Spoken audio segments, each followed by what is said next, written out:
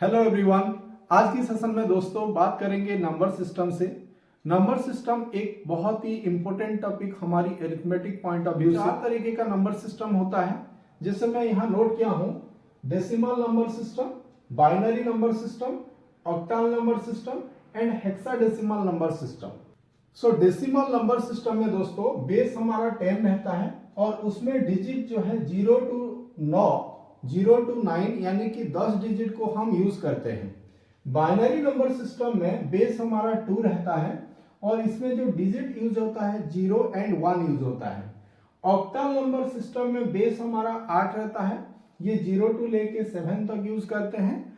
और hexadecimal number system में base हमारा क्या रहता है 16 और हम यहाँ डिजिट यूज करते हैं 0 to 9 and A to F भी यूज करते हैं, A B C D E F इसको भी यूज करते हैं। यानी कि यहाँ बेस 16, यहाँ बेस 8, यहाँ बेस 2 और यहाँ बेस 10। अच्छा, हमारा कॉम्पिटिटिव एग्जाम के लिए जो मुख्यतः जो इंपॉर्टेंट नंबर सिस्टम है ये है कि डेसिमल नंबर सिस्टम को ही हम पढ़ेंगे, क्योंकि बाइनरी, ऑक्टल और हेक्साडेसिमल से यहाँ से क्वेश्चन नहीं बनता है। मैं यहाँ लिखा हूँ 2147। तो हम कैसे फाइंड करते हैं? 7 into 10 to the power 0, इसका वैल्यू आता है दोस्तों 7। 4 into 10 to the power 1, इसका वैल्यू होता है 40। 1 into 10 to the power 2, यानी कि इसका वैल्यू आएगा 100। और 2 into 10 to the power 3, यानी कि इसका वैल्यू आएगा 2000। अगर ये सबको हम जोड़ेंगे तो इसका वैल्यू आता है 2147। रियल नंबर यानी कि कॉम्प्लेक्स नंबर को दो भाग में complex number a plus IB form में लिखा जाता है, a प्लस IB फॉर्म में लिखा जाता है। इसमें एक रियल पार्ट होता है और एक इमेजिनरी पार्ट होता है। इमेजिनरी नंबर यानी कि -4 का रूट ओवर या -3 का रूट ओवर, यानी कि ऐसा नंबर जो एक्चुअल में एग्जिस्ट नहीं करता है उसको हम इमेजिनरी नंबर बोलेंगे। रियल नंबर एक्चुअल में क्या होता है? रियल नंबर होता है वो नंबर जिसको हम नंबर लाइन में रिप्रेजेंट कर पाएंगे। अब रेशनल नंबर और इरेशनल नंबर में अंतर क्या है? रेशनल नंबर हम उसको बोलेंगे दोस्तों जो नंबर को हम p/q फॉर्म में लिख सकते हैं। इसका मतलब क्या है? इसका मतलब यह है कि वो नंबर जिसका एग्जैक्ट वैल्यू हम फाइंड कर सकते हैं या वो नंबर कहीं पे भी टर्मिनेटेड हो सकता है, उस नंबर को हम बोलेंगे रेशनल नंबर। फॉर एग्जांपल 1, 7, 8 या 0.2 या 0.34, इस प्रकार के जितने भी नंबर है 7/9, ये सब क्या है? रेशनल नंबर है। तो रेशनल नंबर वही नंबर है जिसका एक वैल्यू हम फाइंड कर सकते हैं। और इरेशनल नंबर वो नंबर है जिसका एग्जैक्ट वैल्यू आप फाइंड नहीं कर सकते हैं। जिसका एग्जैक्ट वैल्यू फाइंड नहीं कर पाएंगे तो उसको p/q फॉर्म में लिख नहीं पाएंगे। यानी कि ये नॉन टर्मिनेटिंग नंबर है, नॉन टर्मिनेटिंग, नॉन रिपीटिंग। उसका डेसिमल वैल्यू अगर हम फाइंड करेंगे, जैसे फॉर एग्जांपल √2 का वैल्यू मैं फाइंड करूंगा तो 2 डेसिमल प्लेसेस तक 1.41 है। अगर इसको आगे में जितना भी निकालूंगा लेकिन ये कभी भी एक पॉइंट में आके टर्मिनेट नहीं होगा, तो इसको बोला जाएगा इरेशनल नंबर और ये है रेशनल नंबर। ये रेशनल नंबर फिर फर्दर हम डिवाइड करेंगे तो एक आता है इंटीजर, एक आता है दोस्तों इंटीजर और एक आता है डेसिमल नंबर। एक आता है इंटीजर, एक आता है डेसिमल नंबर। इंटीजर यानी कि पूर्णांक, उसमें कोई हिस्सा नहीं है, कोई बटा नहीं है। ये पूरी तरीके से जैसे 1, 2, 3, 4, 5 अप टू इंफिनिटी लेंगे या -1, -2, -3, क्योंकि ये दो प्रकार से, एक तो नेगेटिव भी हो सकता है, पॉजिटिव भी हो सकता है। जैसे यहाँ नेगेटिव इंटीजर में लिखा हूं -1 to -∞। पॉजिटिव इंटीजर ये आएगा 0, 1 अप टू इंफिनिटी तक। अगर ये होल नंबर और नेचुरल नंबर में डिवाइड कर दिया हूं, इंटीजर को हम फर्दर डिवाइड कर पाएंगे whole number and natural number.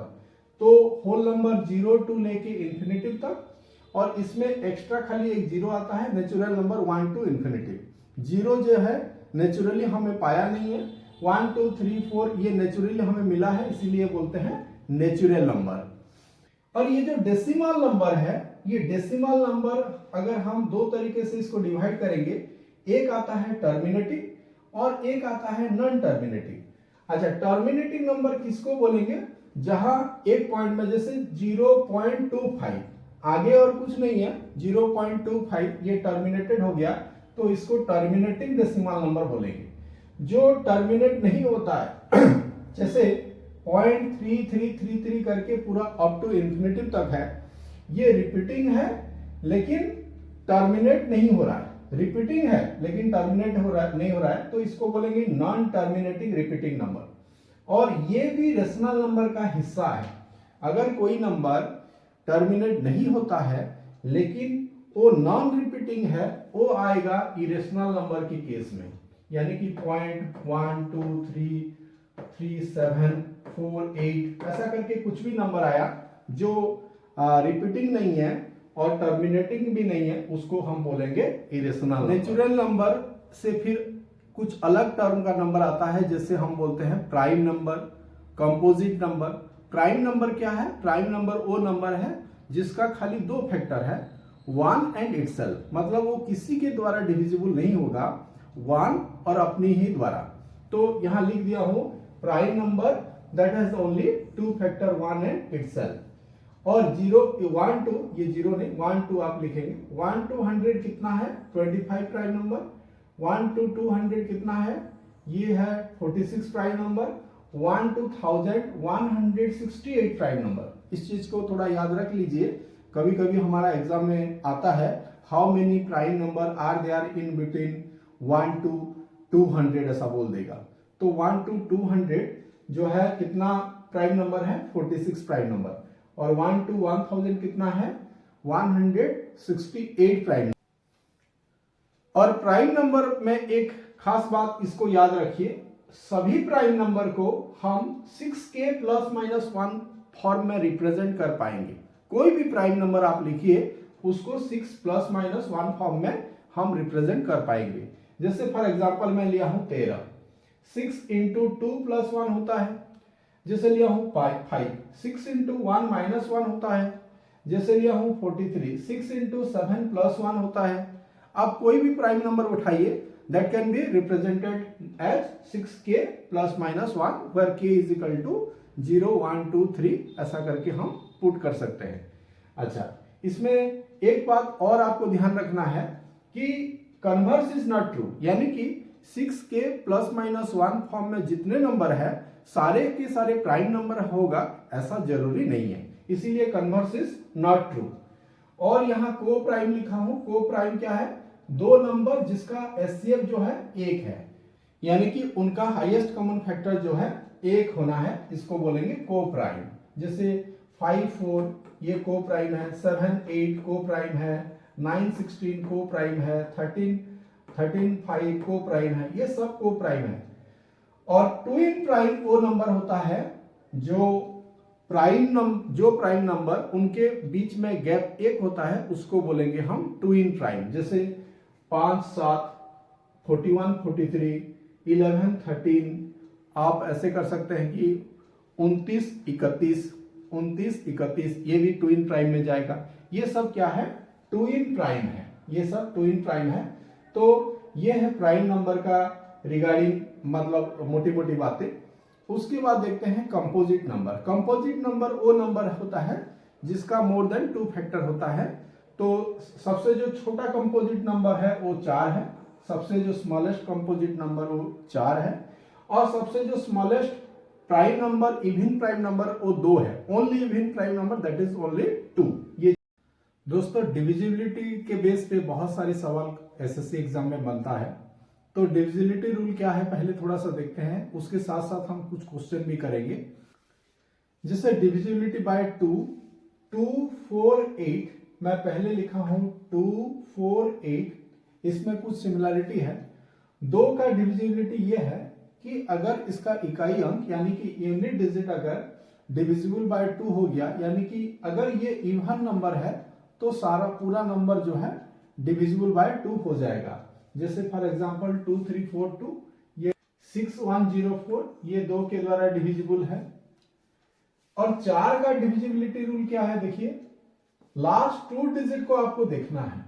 Last 2 digit अगर 4 के द्वारा डिविजिबल है तो पूरा नंबर 4 के द्वारा डिविजिबल होगा। और एक चीज है कि लास्ट 2 डिजिट अगर 00 है, लास्ट 2 डिजिट अगर 00 है तो ये 4 के द्वारा पूरा नंबर कंप्लीटली डिविजिबल हो जाएगा। फॉर एग्जांपल अगर यहां जैसे 8288 है, ये लास्ट 2 डिजिट को आपको देखना है। ये 88 जो है 4 के द्वारा डिविजिबल हो रहा है, यानी कि ये नंबर 4 में पूरी तरीके से कट जाएगा। ये पूरा नंबर 4 से डिविजिबल हो जाएगा। 3252 ये लास्ट 2 डिजिट 52 है, 13 चौक को 52 होता है, यानी कि ये नंबर भी 4 में डिविजिबल हो जाएगा। 82 लास्ट 2 डिजिट है, क्या ये 4 के द्वारा कटेगा? नहीं कटेगा, तो ये पूरा संख्या 4 के द्वारा नहीं डिविजिबल होगा। और ये लास्ट 2 डिजिट में अगर 00 है तो आपको देखना कुछ भी नहीं है, ये जो है 4 के द्वारा डिविजिबल हो जाएगा। अब देखते हैं 8 के द्वारा डिविजिबिलिटी रूल। लास्ट 3 डिजिट आपको चेक करना है। लास्ट 3 डिजिट अगर 8 के द्वारा डिविजिबल हो जाएगा तो पूरी संख्या जो है 8 के द्वारा डिविजिबल हो जाएगा। जैसे यहाँ 844 लिखा है, 844 क्या ये 8 से कट रहा है? आप थोड़ा ट्राई करो। 8 1 जा 8, उसके बाद 44 है, यानी कि ये जो संख्या पूरा नहीं कटेगा 8 के द्वारा। 3648 लास्ट 3 डिजिट क्या है? 648 है, यानी कि 8 8 64 और 8 एकम 8, यानी कि ये भी कट जाएगा, ये कटेगा 8 के द्वारा, ये डिविजिबल हो जाएगा।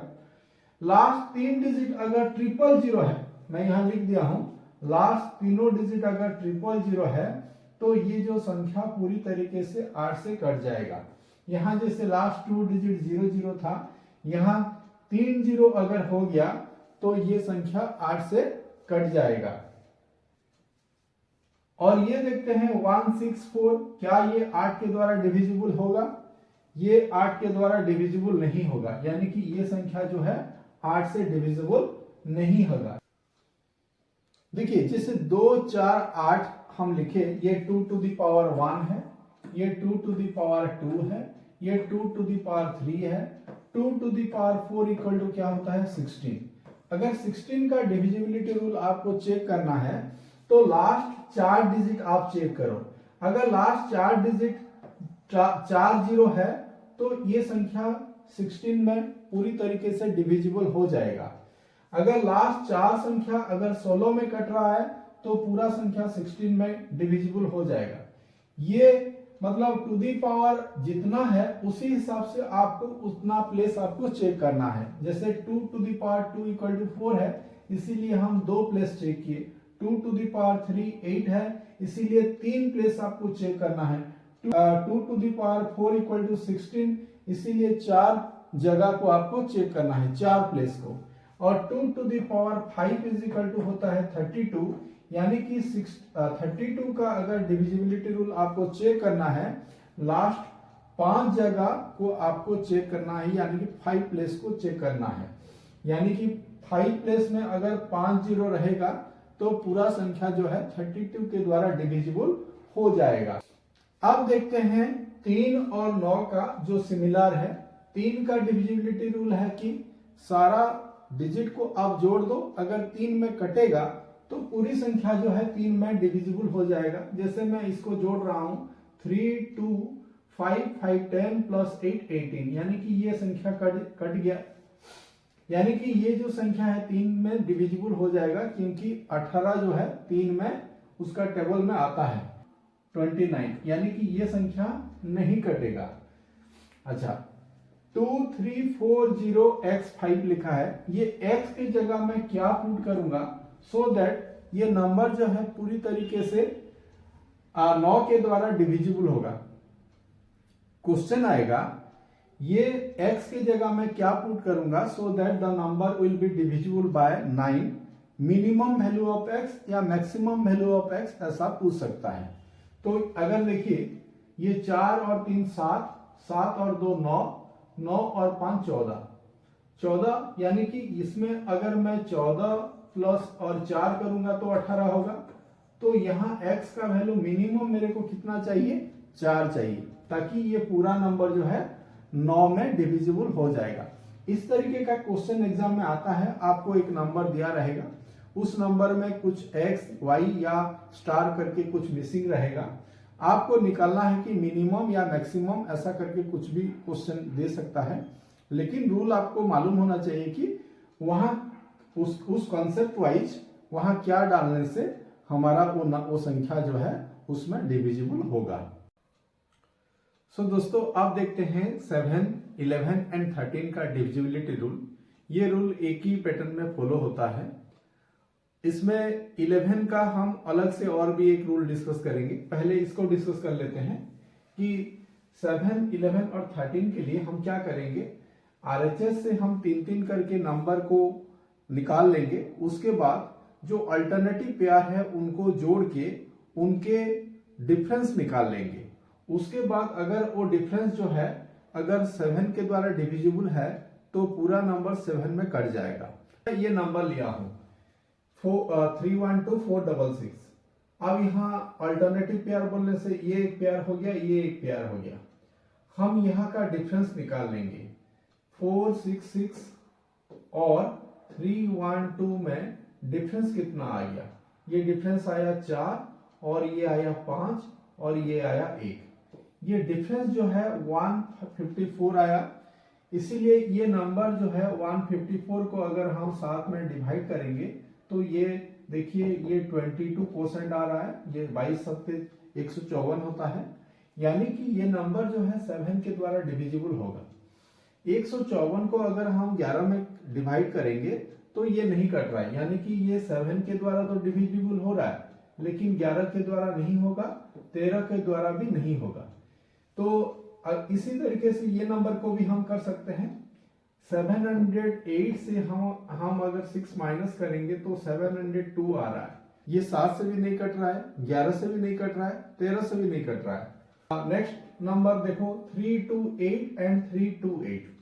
इसी पैटर्न का कोई भी नंबर होगा, आप इसको नोट कर लीजिए। ABC या ABC, इसी पैटर्न में कोई भी नंबर होगा वो 7, 11, 13 और 1001, ये चारों नंबर से ये डिविजिबल हो जाएगा दोस्तों।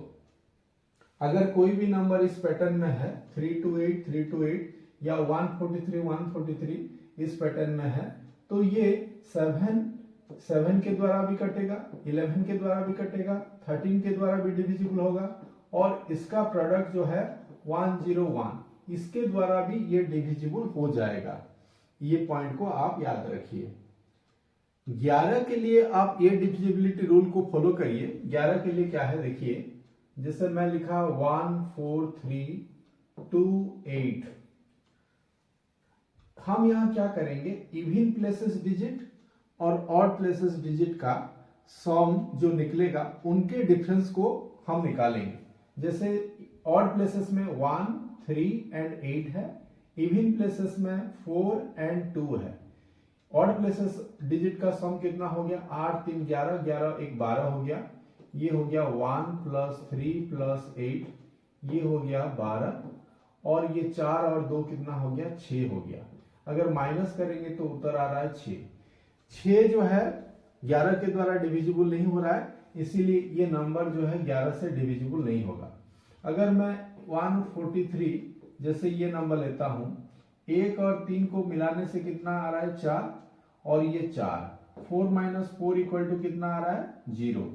यानी कि ये नंबर जो है 143 11 से डिविजिबल हो जाएगा। तो आपको क्या करना है, ऑड प्लेसेस डिजिट और इवन प्लेसेस डिजिट दोनों डिजिट का सम निकाल लो और डिफरेंस निकाल लो। डिफरेंस निकालने के बाद अगर ये 0 आ रहा है, 11 आ रहा है या 22 आ रहा है, इस प्रकार से कोई डिफरेंस निकलेगा, then we can say the number is divisible by 11।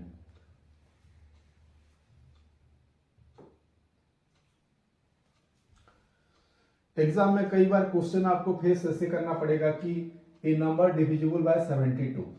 कोई भी नंबर अगर 72 से डिविजिबल है तो आपको चेक करना है 8 में भी डिविजिबल होना चाहिए और 9 में भी डिविजिबल होना चाहिए। अगर कोई नंबर 18 में तभी डिविजिबल होगा तो ये 2 में और 9 में आपको चेक करना पड़ेगा। 6 में कोई नंबर डिविजिबल हो रहा है कि नहीं, उसके लिए 2 और 3 में ये साइमल्टेनियसली डिविजिबल होना चाहिए।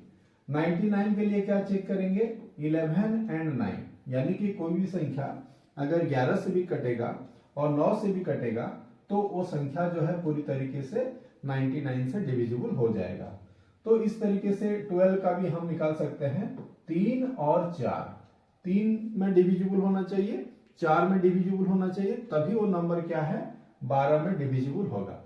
तो ये कुछ रूल्स है जो हमारा डिविजिबिलिटी का, आप इसको फॉलो करिए। और